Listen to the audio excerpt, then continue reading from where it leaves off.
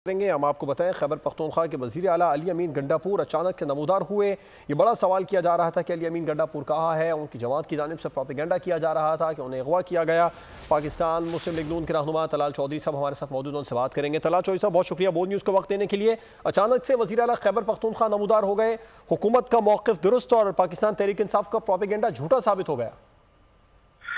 देखिए, एक एहतजाज की जो कॉल थी और उसके बाद उस एहतजाज को धरने में बदलना था, और ये इस एहतजाज को और धरने को इनकलाब बनाकर लोगों को पेश कर रहे थे। जब वो इनकलाब भी ना आ सका, एहतजाज भी कामयाब ना हो सका, तो नाकाम एहतजाज को छुपाने के लिए ये ड्रामा किया गया।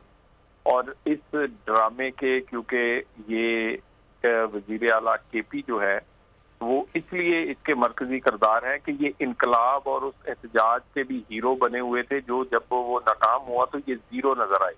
जब जीरो नजर आए तो दोबारा अपने आप को हमदर्दी लेने के लिए और झूठा प्रोपेगेंडा बनाने के तो माहिर है।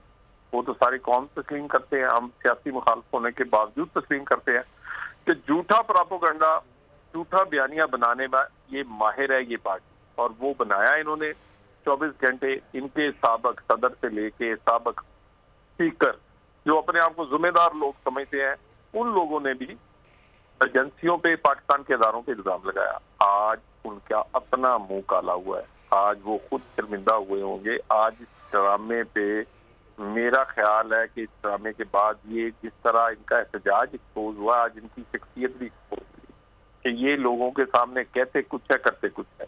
एक सिपाही को शहीद कर गए, कईयों को जख्मी कर गए, करोड़ों अरबों की प्रॉपर्टी का नुकसान करके गए, एक सरकारी वसाइल के साथ वफाक पर धावा बोला गया, उसमें सरकारी मुलाजमीन को शामिल किया गया, और उस सारे में किया जो कुछ भी किया, नुकसान इस पाकिस्तान का हुआ।